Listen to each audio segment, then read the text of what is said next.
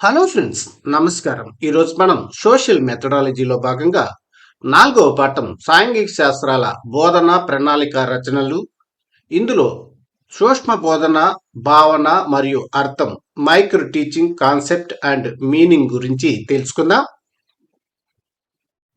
సూక్ష్మ బోధన ప్రణాళిక అనగా ఛాత్రోపాధ్యాయులుగా తరగతి బోధనకు ఉపక్రమించే ముందు బోధనను చిన్న నమూనాలుగా గల పాఠ్య పథకంలోని ఒక బోధనా సోపానాన్ని బోధించడానికి రూపొందించుకునే ఒక బోధనా ప్రణాళిక.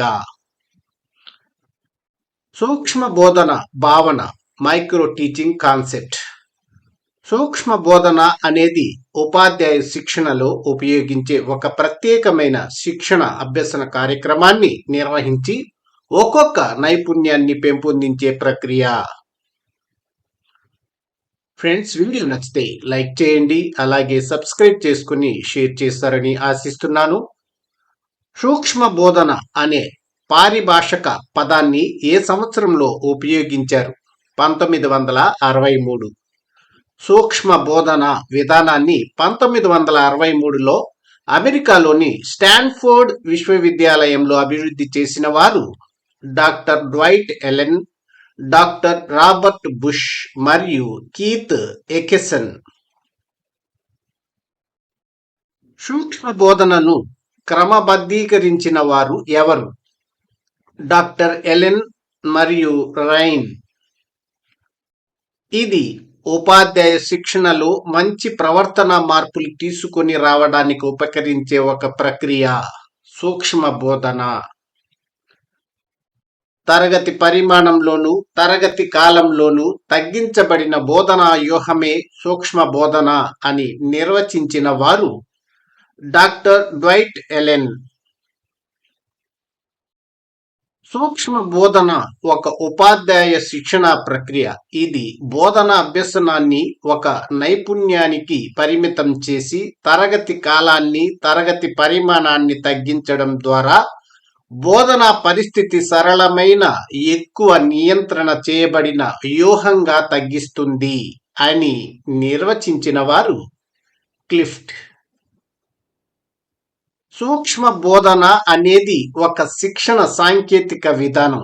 దీనిలో స్వల్పకాల వ్యవధిలో స్వల్ప సంఖ్యలో గల విద్యార్థులకు నిర్దిష్టమైన బోధనా నైపుణ్యాలను ఉపయోగించి ఒకే ఒక పాఠ్య విషయానికి సంబంధించిన భావనను ఛాత్రోపాధ్యాయుడు బోధిస్తాడు అని నిర్వచించినది బికే ఫాసి మరియు ఎన్ఎస్ లలిత.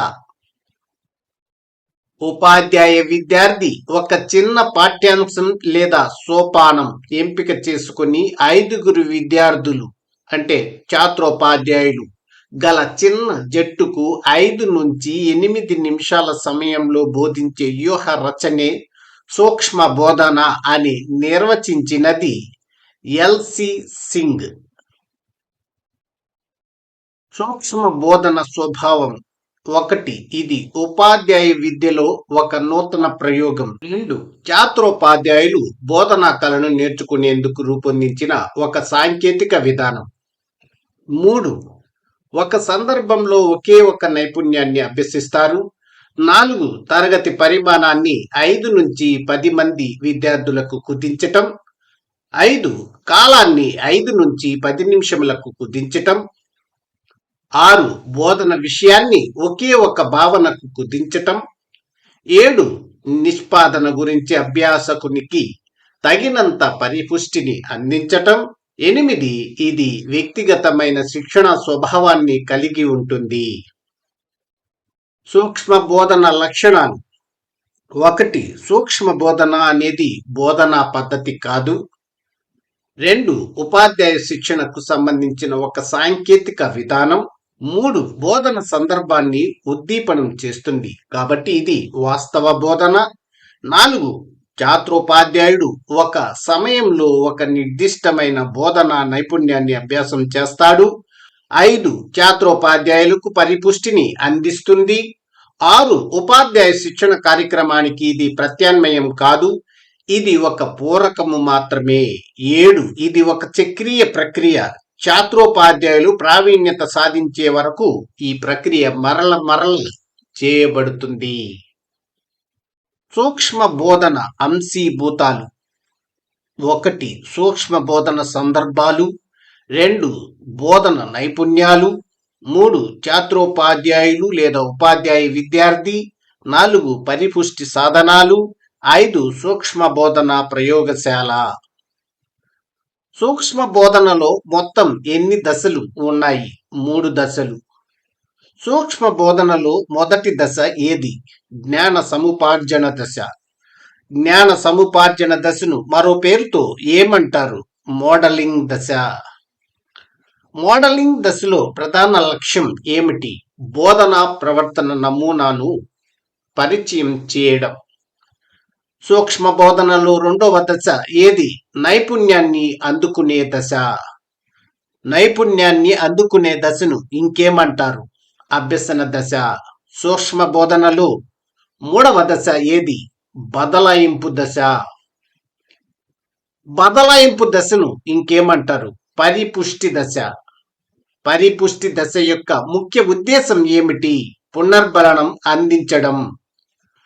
పరిపుష్టి దశలో ఎవరు అభిప్రాయం ఇస్తారు? శిక్షణాధికారి లేదా సహచరులు. బోధన సందర్భాలలో ఉపవ్యవస్థలు అంటే బోధనా నైపుణ్యాలు. బోధనా వ్యవస్థను విశ్లేషించి బోధన నైపుణ్యాలను ప్రతిపాదించిన భారతీయ విద్యావేత్త ఎవరు? బికే ఫాసీ. బికే ఫాసీ అనే భారతీయ విద్యావేత్త బోధనా వ్యవస్థను విశ్లేషించి ఎన్ని బోధనా నైపుణ్యాలను ప్రతిపాదించారు? 13. భారతదేశంలో బోధనా వ్యవస్థలో ఎవరు సూచించిన బోధనా నైపుణ్యాలను ఉపయోగిస్తున్నారు? బికే ఫాసీ. బికే ఫాసీ బోధనా వ్యవస్థలో సూచించిన 13 నైపుణ్యాలు: 1. బోధనా లక్ష్యాలను రాయటం. 2. పాఠ్యాంశాన్ని పరిచయం చేయడం. 3. పాఠాన్ని ప్రవేశపెట్టు నైపుణ్యం. 4. తరగతి ప్రశ్నల నిర్మాణం. 5. వివరణ నైపుణ్యం. 6. ఉదాహరణ సహిత దృష్టాంత నైపుణ్యం. 7. ఉద్దీపన వైవిధ్య నైపుణ్యం. 8. నిశ్శబ్దం మరియు అశాబ్దిక సంకేతాలు. 9. పునర్బలన నైపుణ్యం. 10. విద్యార్థుల భాగస్వామ్యాన్ని పెంచడం. 11. నల్లపల్ల ఉపయోగించు నైపుణ్య వివరణ. 12. బోధనను ముగించడం. 13. ప్రవర్తన మార్పులను గుర్తించడం. సూక్ష్మ బోధన సోపానాలు: 1. బోధన నైపుణ్యాన్ని నిర్వచించడం. 2. బోధన నైపుణ్య ప్రదర్శన. 3. పాఠ్యపథకం రచన. 4. సూక్ష్మ బోధనకు అనువైన వాతావరణాన్ని సృష్టించడం. 5. సూక్ష్మ బోధన పాఠ్యాంశ బోధన. 6. బోధన అంశంపై చర్చ. 7. పరిపుష్టి. 8. పునఃపథక రచన. 9. పునః బోధన. 10. పునః పరిపుష్టి. 11. సూక్ష్మ బోధనా చక్రాన్ని పునరావృతం చేయడం. 12. నైపుణ్యాలను సమైక్యం చేయడం. సూక్ష్మ బోధన చక్రం మైక్రో టీచింగ్ సైకిల్: 1. పథకం తయారీ. 2. బోధన. 3. పరిపుష్టి. 4. పునః పథకం. 5. పునః బోధన. 6. పునః పరిపుష్టి. సూక్ష్మ బోధన పాఠ్య ప్రణాళికకు సంబంధించిన నైపుణ్యాలు: 1. పాఠ్యాంశాన్ని పరిచయం చేయడం లేదా ఉన్ముఖీకరణ.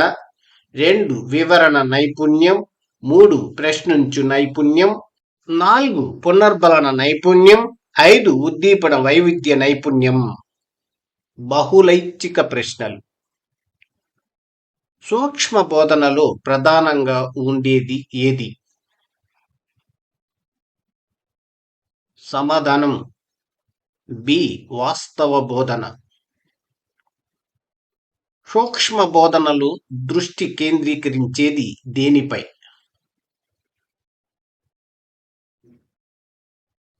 సమాధానం బి. నిర్దిష్ట బోధన నైపుణ్యాలు. సూక్ష్మ బోధన ద్వారా ఎవరిలో సామర్థ్యం పెరుగుతుంది? సమాధానం సి ఛాత్రోపాధ్యాయులు. ఫ్రెండ్స్, వీడియో నచ్చితే లైక్ చేయండి, అలాగే షేర్ చేయండి. ఉపాధ్యాయ శిక్షణలో గల లోపాలను సరిదిద్దడానికి ఉపయోగపడేది ఏది? సమాధానం బి సూక్ష్మ బోధన. సూక్ష్మ బోధన వల్ల ఛాత్రోపాధ్యాయులకు కలిగే మానసిక లాభం ఏది?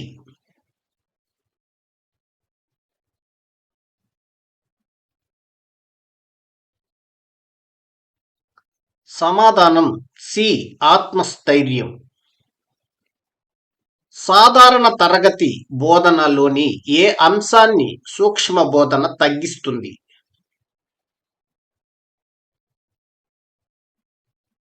సమాధానం బి సంక్లిష్టతను. సూక్ష్మ బోధనలో బోధన ఉపకరణాల వాడకం వల్ల కలిగే ప్రయోజనం ఏది?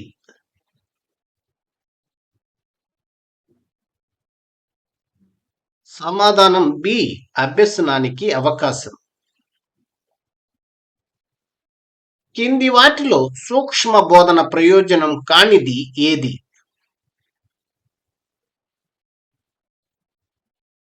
సమాధానం సి తరగతి పరిమాణం పెంపు.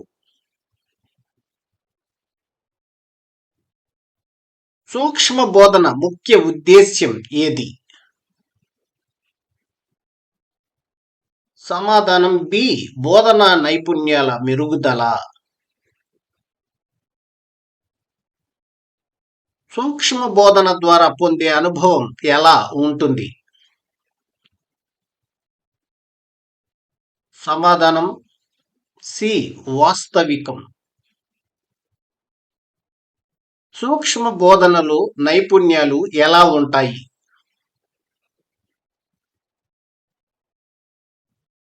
సమాధానం సి నిర్దిష్టమైనవి. సూక్ష్మ బోధన యొక్క ముఖ్య పరిమితి ఏది? సమాధానం బి పరిమిత వాతావరణంలోనే బోధన. సూక్ష్మ బోధనలో నేర్చుకున్న ప్రవర్తన వాస్తవ తరగతిలో ఎలా ఉండవచ్చు?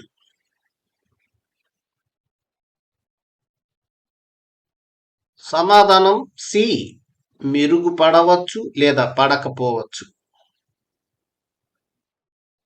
సూక్ష్మ బోధనను ఖర్చుతో కూడిన ప్రక్రియ అని ఎందుకు అంటారు?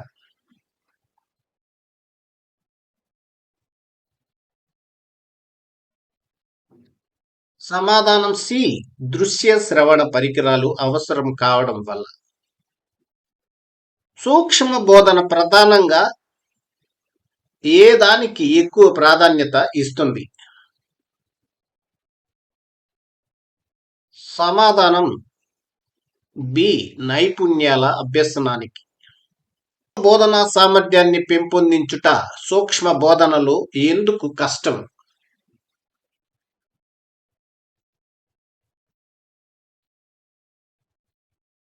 సమాధానం సి నిష్ణాతుడైన బోధకుడు పరిశీలన మాధ్యమాలు అవసరం కావడం వల్ల. సూక్ష్మ బోధనలో ఉపయోగించే ఉపకరణాలు సాధారణంగా ఎలా ఉంటాయి? సమాధానం బి పరిమిత వాతావరణంలో మాత్రమే ఉపయోగిస్తారు. సూక్ష్మ బోధన నిజ బోధన పరిస్థితులకు ఎందుకు భిన్నంగా ఉంటుంది? సమాధానం బి సంఘటనలు పరిస్థితులు పరిమితంగా ఉండటం వల్ల. సూక్ష్మ బోధన యొక్క పరిమితిగా పరిగణించదగినది ఏది?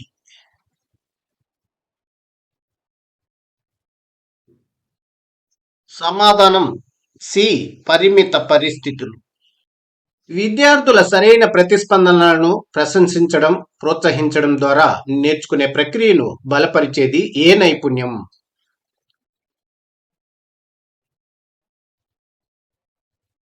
సమాధానం సి.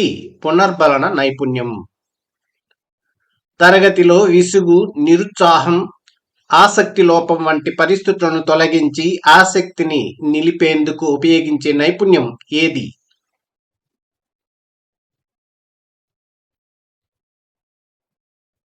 సమాధానం సి.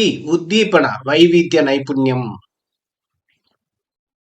సూక్ష్మ బోధన స్వభావానికి సంబంధించి క్రింది వాక్యాలలో సరైనవి ఏవి?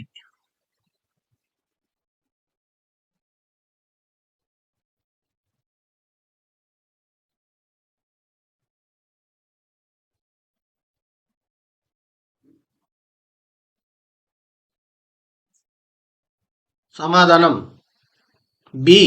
1, 3 మాత్రమే. సూక్ష్మ బోధనలో తరగతి పరిమాణం, కాలం గురించి సరైనవి ఏవి?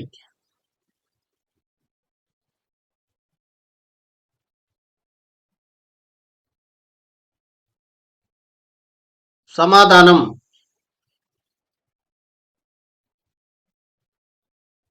డి. 1, 4. సూక్ష్మ బోధన స్వభావానికి సంబంధించిన క్రింది వాక్యాలలో సరికానివి ఏవి?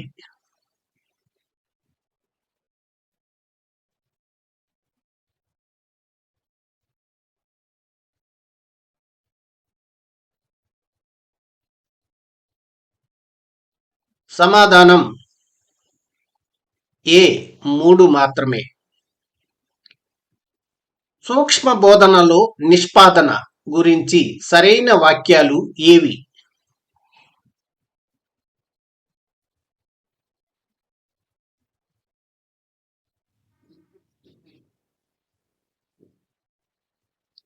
సమాధానం డి. 3, 4.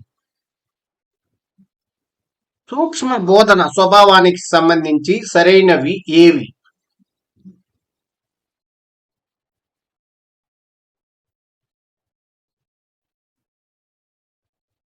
సమాధానం ఏ. 1, 2, 4.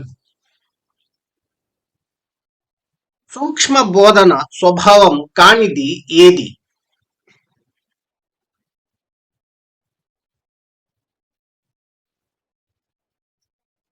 సమాధానం సి. దీర్ఘకాల బోధన.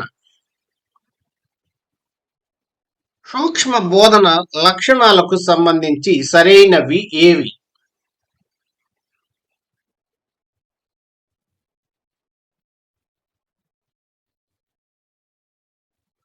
సమాధానం ఏ. 1, 2, 3. క్రింది వాక్యాలలో సరికానివి ఏవి?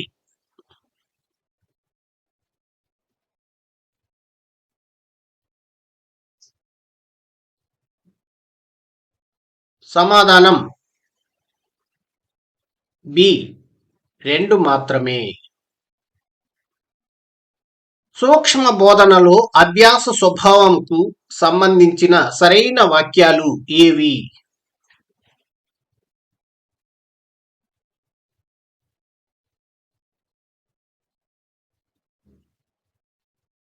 ఫ్రెండ్స్, వీడియో నచ్చితే లైక్ చేయండి, అలాగే సబ్స్క్రైబ్ చేసుకుని షేర్ చేస్తారని ఆశిస్తున్నాను. సమాధానం ఏ. 1, 2, 4. సూక్ష్మ బోధనకు సంబంధించిన క్రింది వాక్యాలలో సరైనవి ఏవి?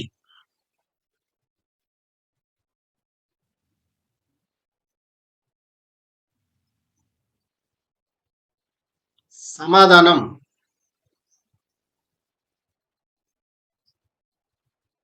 ఏ. 1, 2, 4. క్రింది వాక్యాలలో సరికానిది ఏది?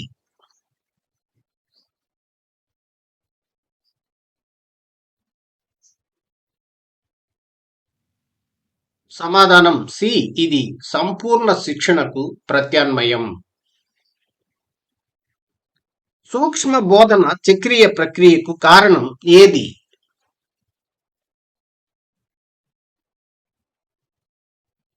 సమాధానం బి ఆశించిన ప్రావీణ్యత వచ్చే వరకు పునరావృతం. సూక్ష్మ బోధనలో తరగతి పరిమాణం సాధారణంగా ఎంత ఉంటుంది?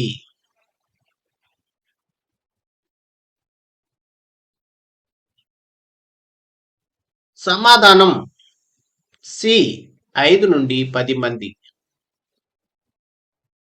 బోధన నైపుణ్యాల అభివృద్ధికి సంబంధించిన సరైన వాక్యాలు ఏవి?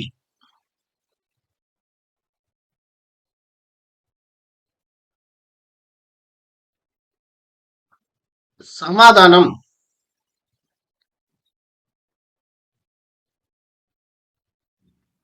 ఏ 1, 3, 4. పరిపుష్టి సాధనాలకు సంబంధించిన సరైన వాక్యం ఏది?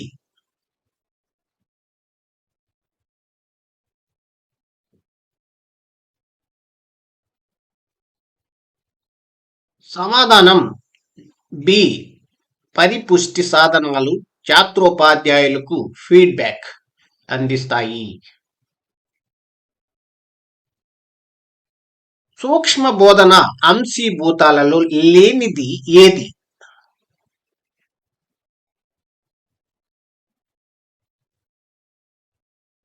సమాధానం డి పరీక్ష మూల్యాంకన విధానం.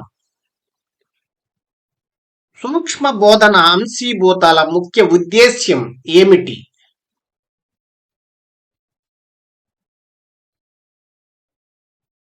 సమాధానం బి బోధనా నైపుణ్యాల అభివృద్ధి. సూక్ష్మ బోధనలో మొదటి దశ ఏది?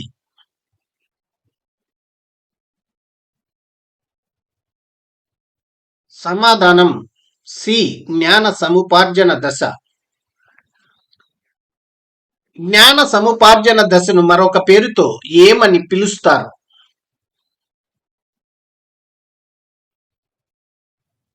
సమాధానం సి మోడలింగ్ దశ. ఛాత్రోపాధ్యాయునికి బోధనా ప్రవర్తనకు నమూనా అందించే దశ ఏది?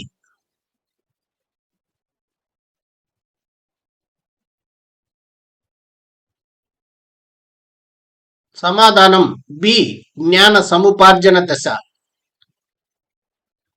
అభ్యసన దశగా పిలువబడే దశ ఏది?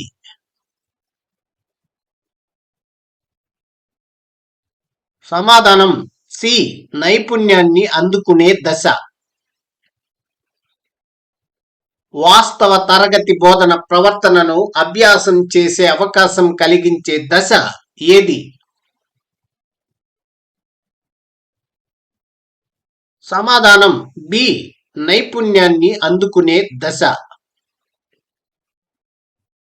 సూక్ష్మ బోధనలో మూడవ దశ ఏది?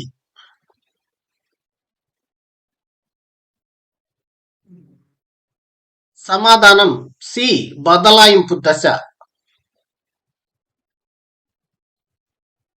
ఫ్రెండ్స్, వీడియో నచ్చితే లైక్ చేయండి, అలాగే షేర్ చేయండి. బదలాయింపు దశను ఇంకొక పేరుతో ఏమని పిలుస్తారు?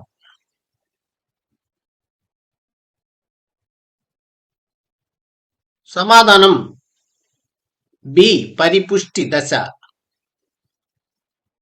పునర్బలనం రీఇన్ఫోర్స్మెంట్ అందజేయబడే దశ ఏది?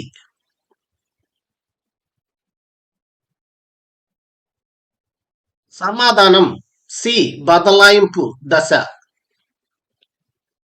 ఛాత్రోపాధ్యాయుడు ఆశించిన స్థాయికి చేరుకునే అవకాశం కలిగించే దశ ఏది?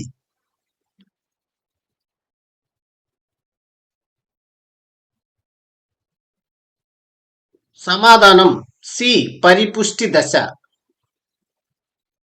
సూక్ష్మ బోధనలో దశల సరైన క్రమం ఏది?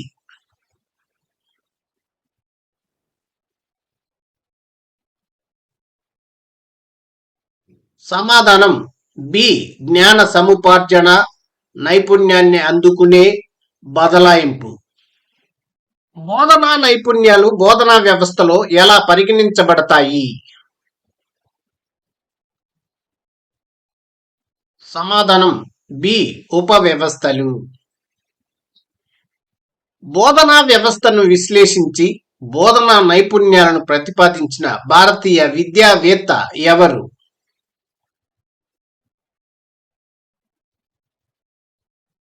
సమాధానం సి. బికే ఫాసి. బికే ఫాసి బోధనా వ్యవస్థను విశ్లేషించి ఎన్ని బోధనా నైపుణ్యాలను ప్రతిపాదించారు? సమాధానం సి. 13. భారతదేశంలో బోధనా వ్యవస్థలో ఉపయోగిస్తున్న బోధనా నైపుణ్యాలను ఎవరు సూచించారు?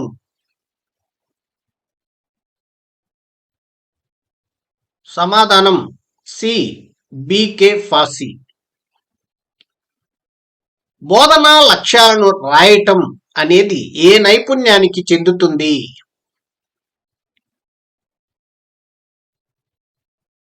సమాధానం సి. బోధనా లక్ష్యాల రచన నైపుణ్యం. పాఠ్యాంశాన్ని ఆసక్తికరంగా ప్రారంభించేందుకు ఉపయోగించే నైపుణ్యం ఏది?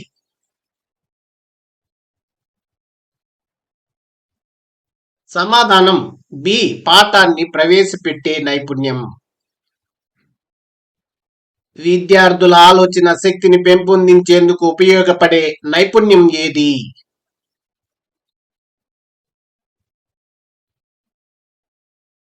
సమాధానం ఏ. తరగతి ప్రశ్నల నిర్మాణం. భావాలను స్పష్టంగా వివరించేందుకు ఉపయోగించే నైపుణ్యం ఏది?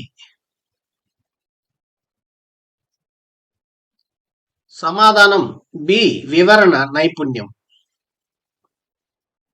ఉదాహరణలు, దృష్టాంతాల ద్వారా బోధించడాన్ని ఏ నైపుణ్యం సూచిస్తుంది?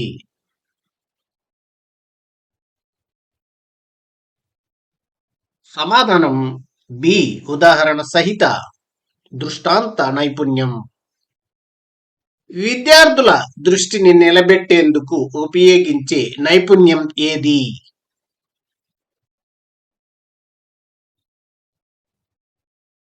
సమాధానం ఏ. ఉద్దీపన వైవిధ్య నైపుణ్యం.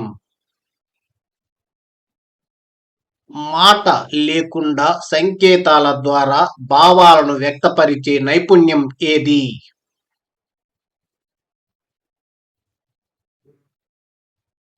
సమాధానం బి. నిశ్శబ్దం మరియు అశాబ్దిక సంకేతాల నైపుణ్యం. విద్యార్థుల్లో ఉత్సాహాన్ని పెంచే నైపుణ్యం ఏది?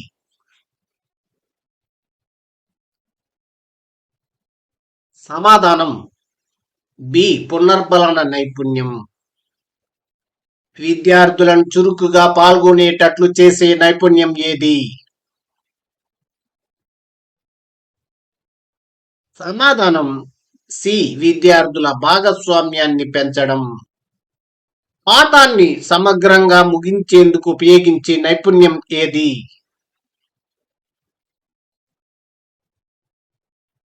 సమాధానం బి. బోధనను ముగించడం. విద్యార్థుల్లో వచ్చిన మార్పులను గమనించే నైపుణ్యం ఏది?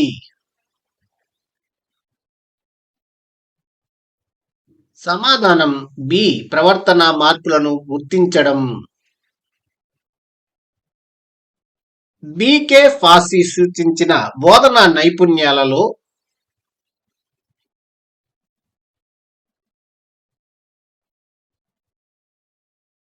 సమాధానం ఏ.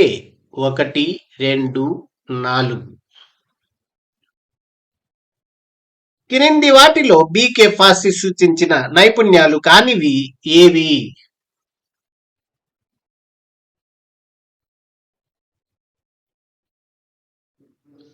సమాధానం బి. 3 మాత్రమే. క్రింది వాక్యాలను పరిశీలించండి.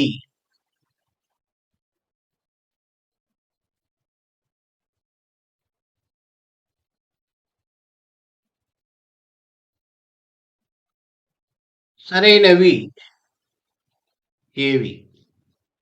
సమాధానం ఏ 1, 3. క్రింది జంటలలో సరైనవి ఏవి?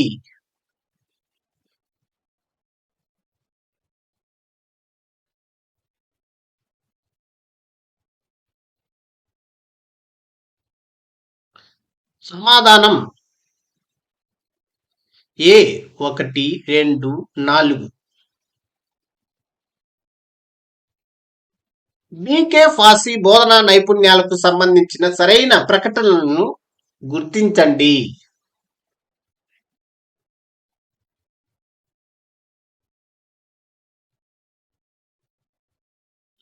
సమాధానం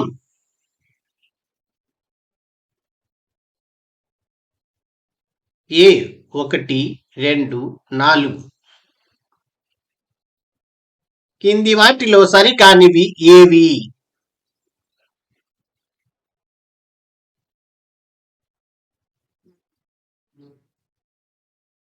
సమాధానం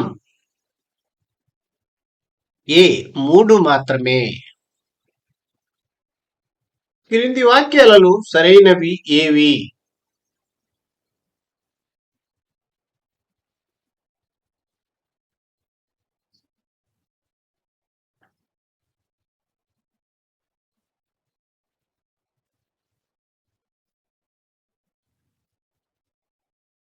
సమాధానం ఏ 1, 2, 4. బీకే ఫాసీ సూచించిన నైపుణ్యాల గురించి సరికానివి గుర్తించండి.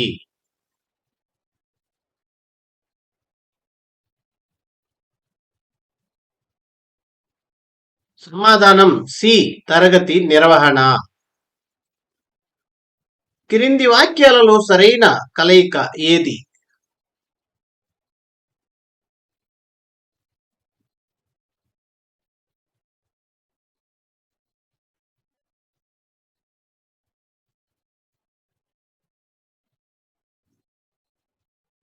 సమాధానం ఏ 1, 3 మాత్రమే సరైనవి. క్రింది వాటిలో బీకే ఫాసీ సూచించిన నైపుణ్యాల సరైన సమూహం ఏది?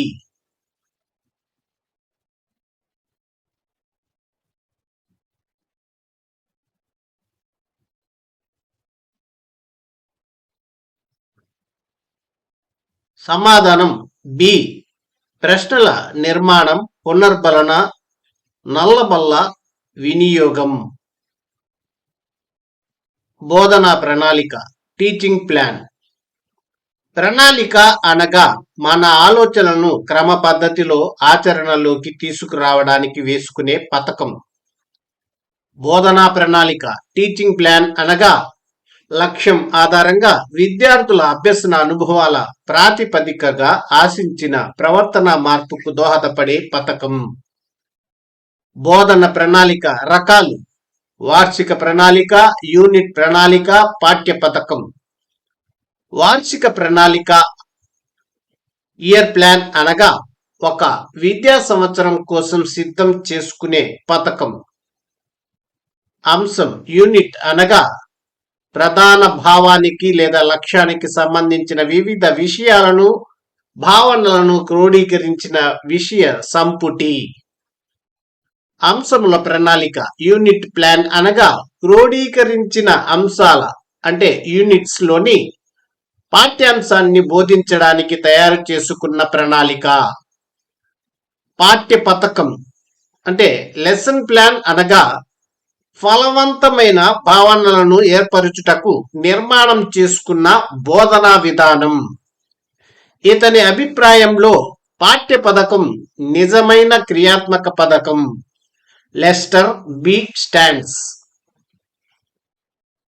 ముందుగా ఊహించుకున్న బోధనే పాఠ్య పథకం మరియు ఒక నిర్దిష్ట సమయంలో ఉపాధ్యాయుడు నిర్వహించవలసిన బోధనా కృత్యాలు, వాటి ద్వారా సాధించవలసిన ఫలితాలు మొదలైన విషయాలు కలిగినదే పాఠ్య పథకం అని పేర్కొన్నవారు ఎన్ఎల్ బోసింగ్. వివరణాత్మక లక్ష్యాలు, విషయ సేకరణ, దాని నిర్వహణ, బోధనా విధానం కలిగి ఉన్నది పాఠ్య పథకం అని అభిప్రాయపడిన వారు బైనింగ్ అండ్ బైనింగ్. ఇతని అభిప్రాయంలో పాఠ్య పథకం అంటే ఏ క్రమంలో అందజేయబడాలో ఆ విధంగా మార్చబడ్డ ఒక పాఠంలోని ముఖ్యమైన అంశాలకు సంబంధించిన బోధనా రూపురేఖలు, లక్ష్యాలు, అడగవలసిన ప్రశ్నలు, పరామర్శ సామాగ్రి, నియోజనాలు మొదలైన వాటిని కలిగి ఉండేది. Good C V. పాఠ్య పథకము లక్ష్యాలు. పాఠ్య పథకం బోధించాల్సిన అంశాలను, సాధించాల్సిన లక్ష్యాలను కలిగి ఉండాలి. 2. విద్యార్థుల పూర్వ జ్ఞానాన్ని ప్రస్తుత జ్ఞానంతో అన్వయించే సామర్థ్యాన్ని అంచనా వేయగలగాలి. 3. తరగతి గది కార్యకలాపాలను ఏ విధంగా నిర్వహించాలో చెప్పాలి. 4. అభ్యసన అనుభవాలను స్పష్టంగా ప్రకటించాలి. 5. సమర్థవంతమైన బోధనకు సహాయపడాలి. 6. బోధన అనంతరం కలిగిన అభ్యసన అనుభవాలను అంచనా వేయగలగాలి. ఫ్రెండ్స్, వీడియో నచ్చితే లైక్ చేయండి, అలాగే షేర్ చేయండి. సబ్స్క్రైబ్ చేసుకోని వాళ్ళు సబ్స్క్రైబ్ చేసుకోండి. పాఠ్య పథక సోపానాలను సూచించిన విద్యావేత్త హెర్బర్ట్. వీటిని హెర్బర్ట్ పాఠ్య బోధన దశలు అని కూడా పిలుస్తారు. పాఠ్య పథకం సోపానాలు. పాఠ్య పథకం సోపానాలు ఏవి? 1. ప్రాథమిక అంశాలు. 2. బోధన అభ్యసన అంశాలు. 3. బోధనోపకరణాలు. 4. బోధన వ్యూహం. 5. పరామర్శ గ్రంథాలు లేదా సంప్రదింపు గ్రంథాలు. దీనిలో ఉపాధ్యాయుని పేరు, తరగతి, సమయం, తేదీ, పాఠశాల పేరు, విద్యార్థుల సంఖ్య, అంశం, శీర్షిక లాంటి విషయాలు ఉంటాయి. ప్రాథమిక అంశాలలో దీనిలో పాఠానికి సంబంధించిన ప్రధాన అంశాలు పొందుపరచబడి ఉంటాయి. బోధన అభ్యసన అంశాలలో దీనిలో ఉపాధ్యాయుడు చెప్పబోయే పాఠానికి సంబంధించిన విషయ సామాగ్రిని గూర్చి తెలియజేయడం జరుగుతుంది. బోధనోపకరణాలలో ఈ సోపానంలో ఉపాధ్యాయుడు చెప్పబోయే పాఠం విద్యార్థులకు అర్థవంతంగా ఉండడానికి తగిన బోధనా వ్యూహాలను ఎన్నుకుని రాయాల్సి ఉంటుంది. బోధన వ్యూహం. సాంఘిక శాస్త్ర బోధన అభ్యసనం ఏ బోధనా ప్రమాణాలకు అనుగుణంగా ఉంటుంది? 1. విషయ అవగాహన. 2. ఇచ్చిన పాఠ్యాంశాన్ని చదివి అర్థం చేసుకుని వ్యాఖ్యానించడం. 3. సమాచార నైపుణ్యాలు. 4. సమకాలీన అంశాలపై ప్రతిస్పందన. 5. పఠ నైపుణ్యం. 6. ప్రశంస సున్నితత్వం. పాఠ్యాభివృద్ధి చర్యలో ప్రధానమైన అంశాలు: 1. విషయ ప్రదర్శన. 2. బోధన అభ్యసన అంశాలు. 3. ఉపాధ్యాయ కృత్యం. 4. విద్యార్థి కృత్యం. 5. బోధనోపకరణాలు. 6. నల్లబల్ల. 7. మూల్యాంకనం. పాఠ్య పథకం పట్టికలో వివరించే అంశాలు ఏవి? 1. ప్రావేశిక చర్య ఇంట్రడక్టరీ యాక్టివిటీ. 2. పాఠ్యాభివృద్ధి చర్య డెవలప్మెంటల్ యాక్టివిటీ. 3. పర్యవసాన చర్య కల్మినేటివ్ యాక్టివిటీ. ప్రావేశిక చర్య అనే సోపానంలో 2 భాగాలు ఉంటాయి. అవి: 1. ఉన్ముఖీకరణం. దీనినే విద్యార్థుల పూర్వ జ్ఞానాన్ని పరిశీలించుట అంటారు. 2. శీర్షిక ప్రకటన. పాఠ్య బోధన దశలలో అతి ముఖ్యమైన సోపానం ఏది? పాఠ్యాభివృద్ధి చర్య. పర్యవసాన చర్యలో పేర్కొనబడిన అంశాలు: 1. సామాన్యీకరణం. 2. పునశ్చరణ. 3. నియోజనం. పాఠ్య పథక నమూనా మోడల్ లెసన్ ప్లాన్ లో భాగంగా విద్యా ప్రమాణాలు ఉంటాయి. అలాగే ఇందులో ప్రావేశిక చర్య, పాఠ్యాభివృద్ధి చర్య, పర్యవసాన చర్య గురించి మనం ఇంతకు ముందు చెప్పుకోవడం జరిగింది. తర్వాత సాంకేతిక అనుసంధాన పాఠ్య ప్రణాళిక నమూనాను ఇక్కడ చూడవచ్చు. Technology integrated lesson plan. ఉపోద్ఘాతం, ఇక్కడ పీపీపీ అని అంటే పవర్ పాయింట్ ప్రెజెంటేషన్ అనేది గుర్తుంచుకోవాలి. మైండ్ మ్యాపింగ్, అలాగే ముగింపులో పీపీపీ ద్వారా ఉపాధ్యాయుడు తెలియజేస్తాడు. ఇవి మనం పాఠ్యపుస్తకంలో చూడవచ్చు. నూతన పాఠ్యపుస్తకంలో అకాడమీ బుక్లో ఉన్నాయి, ఒకసారి చూడండి. తర్వాత బహుళ ఐచ్ఛిక ప్రశ్నలు. పాఠ్య పథకం లెసన్ ప్లాన్ అనగా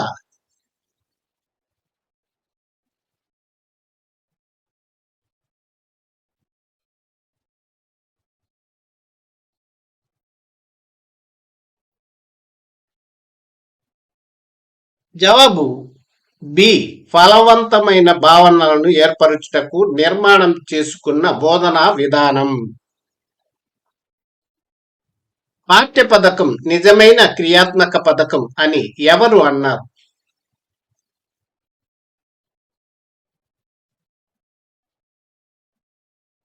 జవాబు సి. Lester B. స్టాండ్స్. ముందుగా ఊహించుకున్న బోధనే పాఠ్య పథకం అని పేర్కొన్నవారు ఎవరు? జవాబు సి. ఎన్.ఎల్. బోసింగ్.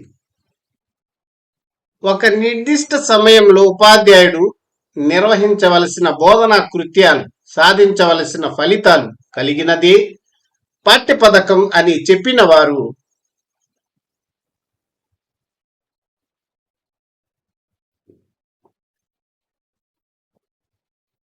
జవాబు ఎన్.ఎల్. బోసింగ్. వివరణాత్మక లక్ష్యాలు, విషయ సేకరణ, నిర్వహణ, బోధనా విధానం కలిగి ఉన్నది పాఠ్య పథకం అని అభిప్రాయపడిన వారు? జవాబు సి. బైనింగ్ అండ్ బైనింగ్. పాఠంలోని ముఖ్య అంశాలకు సంబంధించిన బోధనా రూపురేఖలు కలిగి ఉండేదే పాఠ్య పథకం అని చెప్పిన వారు? జవాబు బి. Good C V. పాఠ్య పథకం ప్రధానంగా దేనికి సహాయపడుతుంది?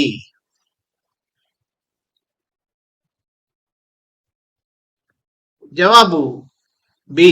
క్రమబద్ధమైన బోధనకు. పాఠ్య పథకం ద్వారా ఉపాధ్యాయుడు సాధించేది?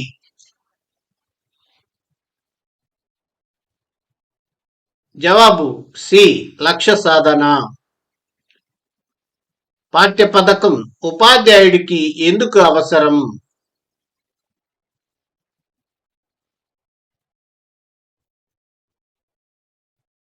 జవాబు బి. క్రమబద్ధమైన ఫలవంతమైన బోధన కోసం. బోధనా ప్రణాళిక డాష్ ని కేంద్రంగా తీసుకుంటుంది? జవాబు డి. తరగతి. వార్షిక ప్రణాళిక అనగా?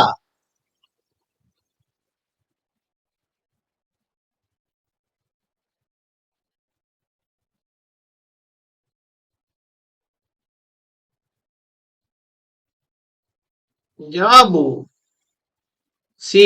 ఒక విద్యా సంవత్సరానికి సంబంధించిన బోధనా ప్రణాళిక. ఉపాధ్యాయులు విద్యార్థులకు ఉపయోగపడేటట్లు ఉండాలి అనేది ఏ అంశాన్ని సూచిస్తుంది?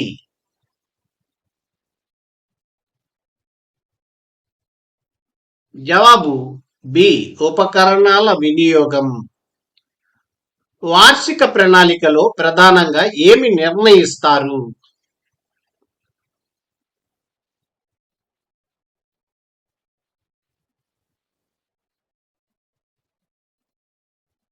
జవాబు బి. విద్యా సంవత్సరం మొత్తంలో బోధించవలసిన పాఠ్యాంశాలు. వార్షిక ప్రణాళిక ఆధారంగా రూపొందించబడేది ఏది?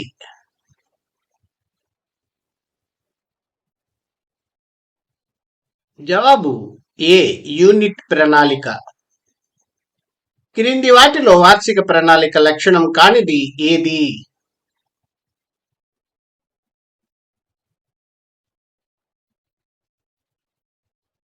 జవాబు సి. రోజువారీ వివరాలు ఎక్కువగా ఉంటాయి. వార్షిక ప్రణాళిక తయారీలో ఉపాధ్యాయుడు ముందుగా పరిగణించాల్సింది.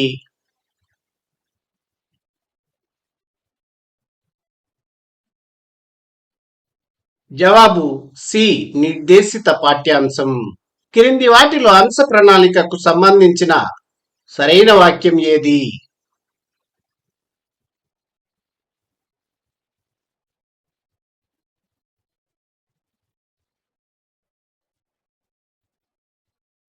జవాబు బి. అంశ ప్రణాళిక విద్యార్థి కేంద్రితంగా ఉండాలి. వార్షిక ప్రణాళిక ప్రయోజనం ఏమిటి?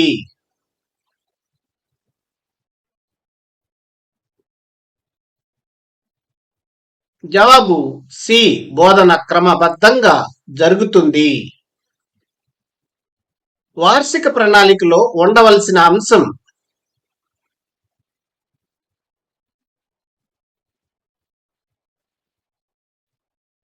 జవాబు డి. పైవన్నీ. ఫ్రెండ్స్, వీడియో నచ్చితే లైక్ చేయండి, అలాగే షేర్ చేయండి. వార్షిక ప్రణాళికను ఇంకేమని అంటారు?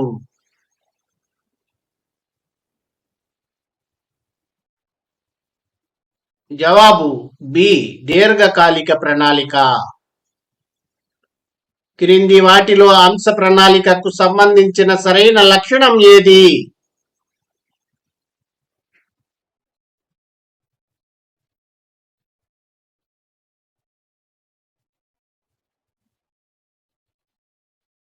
జవాబు సి. విద్యార్థుల నిజ జీవితానికి సంబంధించిన అంశాలు కలిగి ఉండటం. వార్షిక ప్రణాళిక రూపొందించే బాధ్యత ఎవరిది?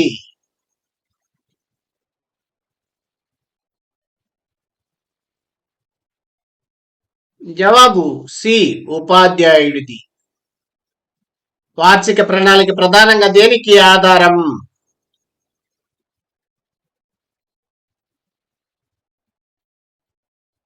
జవాబు సి. నిర్దేశిత సిలబస్ మరియు అకాడమిక్ క్యాలెండర్. బోధనా అభ్యసన ప్రక్రియలోని యూనిట్ ప్లాన్ కు సంబంధించి ఈ క్రింది ప్రకటనలలో ఏది సరైనది?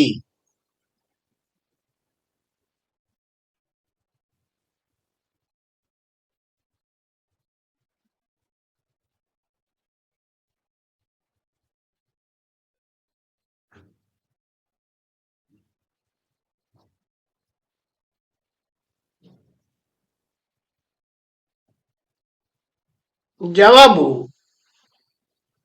సి. 1 మరియు 2.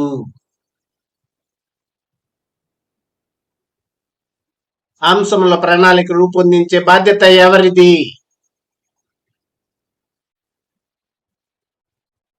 జవాబు సి. ఉపాధ్యాయుడిది. క్రింది వాటిలో అంశ ప్రణాళిక లక్షణాలకు సంబంధం లేనిది ఏది?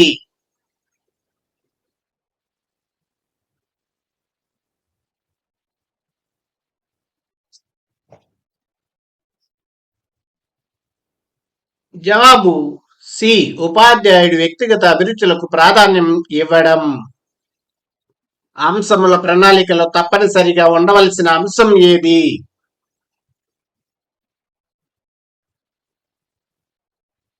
జవాబు డి. పైవన్నీ.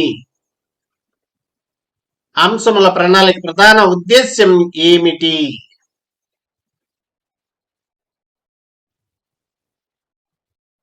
జవాబు బి. బోధనను క్రమబద్ధంగా చేయడం. క్రింది వాటిలో అంశ ప్రణాళిక ప్రయోజనాలలో సరికానిది ఏది?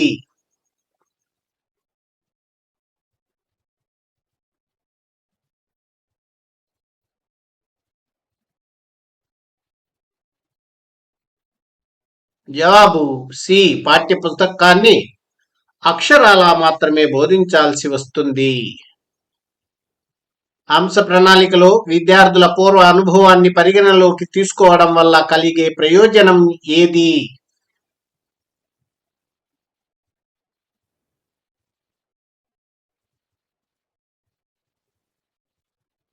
జవాబు బి. బోధన అర్థవంతంగా ఆసక్తికరంగా మారుతుంది. క్రింది వాటిలో అంశముల ప్రణాళిక లక్షణం కానిది ఏది?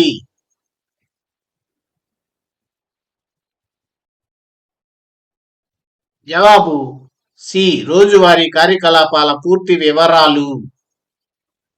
అంశముల ప్రణాళికను ఇంకేమని అంటారు?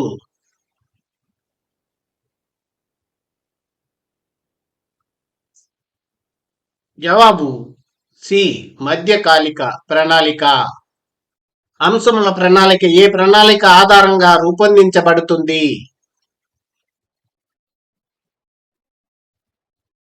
జవాబు బి. వార్షిక ప్రణాళిక. యూనిట్ ప్లాన్ అనగా?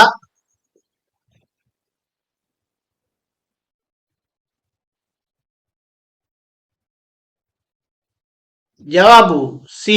ఒక అంశం మొత్తాన్ని బోధించేందుకు రూపొందించిన ప్రణాళిక.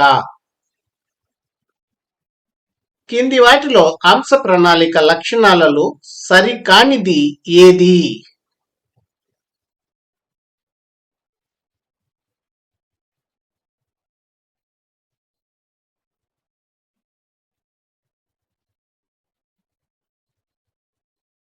జవాబు సి.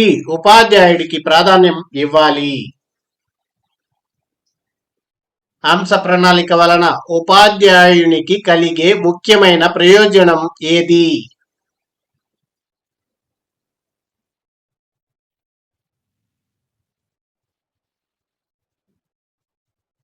జవాబు బి. బోధనా లక్ష్యాల సాధన స్పష్టమవుతుంది. క్రింది వాటిలో అంశ ప్రణాళిక ప్రయోజనాలకు సంబంధించిన సరైన వాక్యం ఏది?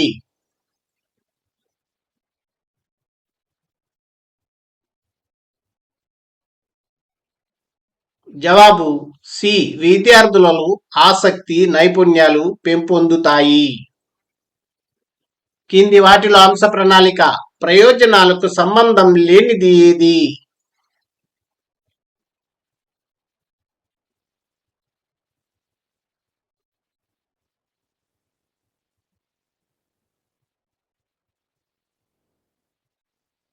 జవాబు డి. ఉపాధ్యాయుని శిక్షను పూర్తిగా పరిమితం చేస్తుంది. విద్యార్థులకు సరైన అభ్యసన అనుభవాలను కలుగజేయవచ్చు అనే ప్రయోజనం సూచించేది.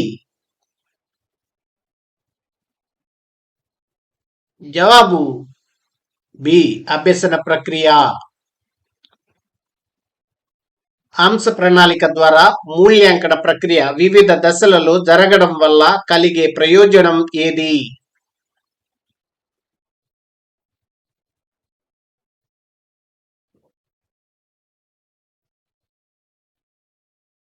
జవాబు బి. సరైన అభ్యసన ఫలితాలు పొందగలుగుతారు. పాఠ్య పథకం లక్షణం కానిది ఏది?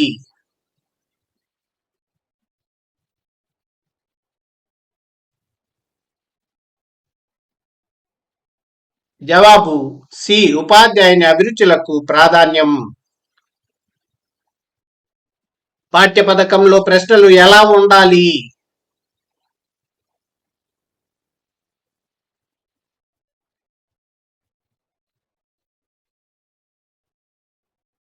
జవాబు సి. విద్యార్థుల స్వతంత్ర ఆలోచనలకు అనుకూలంగా. ఫ్రెండ్స్, వీడియో నచ్చితే లైక్ చేయండి. పాఠ్య పథకానికి సంబంధించి సరికానిది ఏది?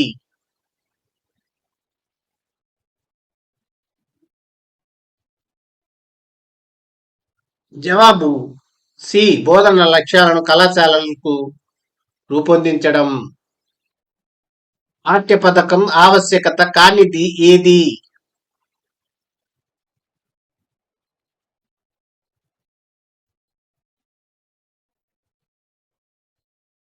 జవాబు బి. విద్యార్థుల ఒత్తిడిని తగ్గించడం. పాఠ్య పథకం తయారీలో ముఖ్యంగా పరిగణించినది ఏది?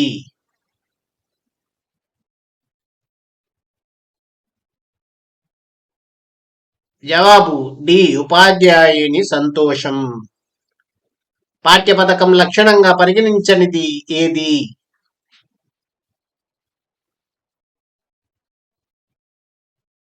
జవాబు డి. పరీక్ష ఫలితాలపై దృష్టి.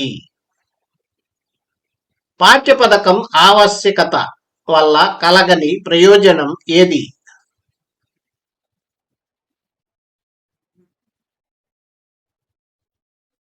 జవాబు సి. తరగతిలో పోటీ పెరగడం. పాఠ్యపథకం లక్షణం కానిది ఏది?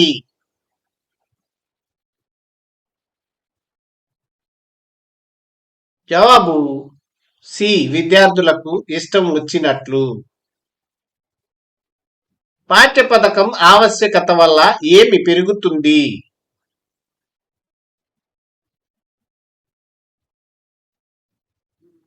జవాబు సి. మూల్యాంకన సామర్థ్యం.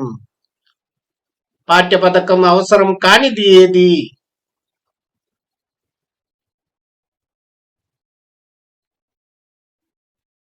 జవాబు డి. ఉపాధ్యాయుని వ్యక్తిగత అభిప్రాయాలు. పాఠ్యపథకం తయారు చేయనప్పుడు గుర్తుంచుకోవాల్సిన విషయం కానిది.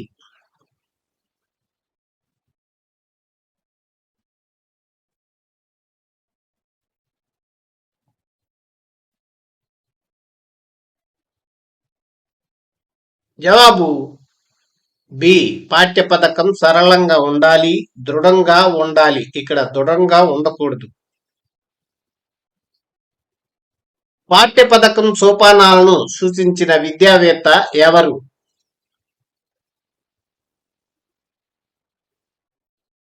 జవాబు సి. హెర్బర్ట్. హెర్బర్ట్ పాఠ్యబోధన దశలు ఎన్ని? జవాబు సి. 5. హెర్బర్ట్ పాఠ్యపథకంలో తొలి సోపానం ఏది? జవాబు బి. ప్రాథమిక అంశాలు. ఉపాధ్యాయుని పేరు, తరగతి, తేదీ, అంశం మొదలైనవి ఏ సోపానంలో ఉంటాయి?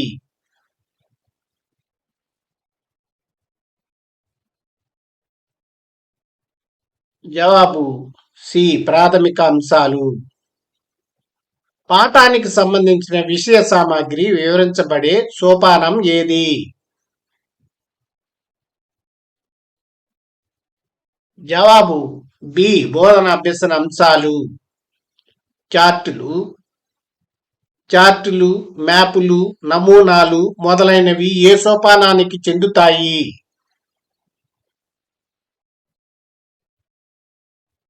జవాబు సి. బోధనోపకరణాలు.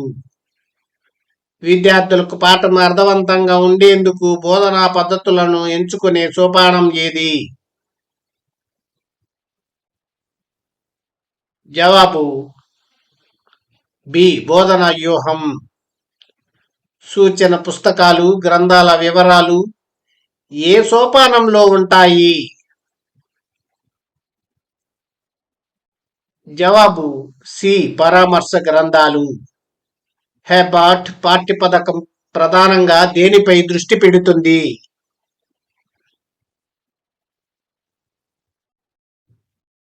జవాబు బి. ఉపాధ్యాయ కేంద్రీకృత బోధన. హెర్బర్ట్ పాఠ్యపథకం ఏ రకమైన బోధనకు అనుకూలం?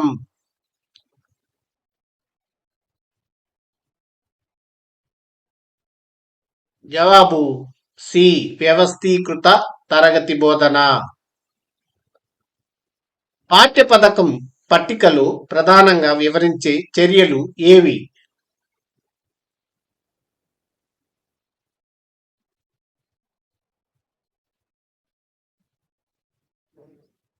జవాబు సి. ప్రవేశిక, పాఠ్యాభివృద్ధి, పర్యవసాన చర్యలు. ప్రవేశిక ఇంట్రడక్టరీ యాక్టివిటీ చర్యలో ఉండే రెండు భాగాలు ఏవి?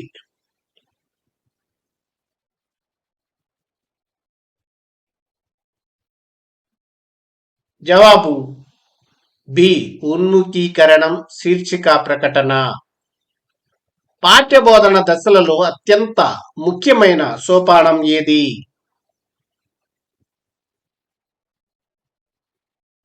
జవాబు డి. పాఠ్యాభివృద్ధి చర్య. పర్యవసాన చర్యలో పేర్కొనబడే అంశాలు ఏవి?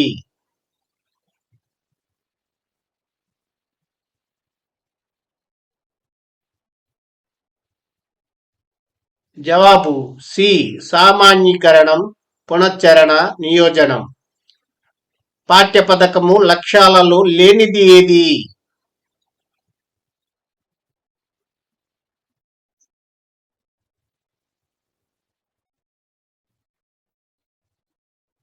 జవాబు డి. విద్యార్థుల వ్యక్తిగత ఆసక్తులను నిర్ణయించడం. క్రింది వాటిలో పాఠ్యపథక లక్ష్యం కాదు?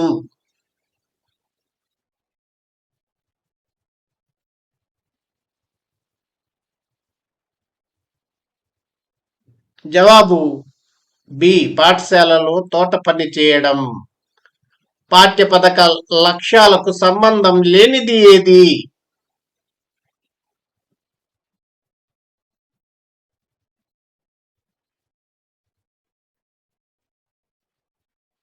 జవాబు సి. ఉపాధ్యాయ పఠనంలో లోపాలు విద్యార్థులు గుర్తించడం. క్రింది వాటిలో పాఠ్యపథక లక్ష్యాలకు సరిపోని అంశం ఏది?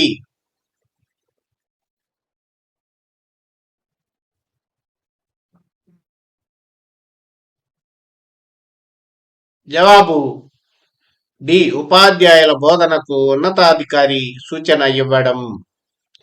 ఫ్రెండ్స్, వీడియో నచ్చితే లైక్ చేసి, షేర్ చేసి, సబ్స్క్రైబ్ చేసుకోండి. అలాగే బెల్ ఐకాన్ పై క్లిక్ చేసినట్లయితే మన కొత్త నోటిఫికేషన్స్ మీకు అందుతూ ఉంటాయి. Thank you for watching this video.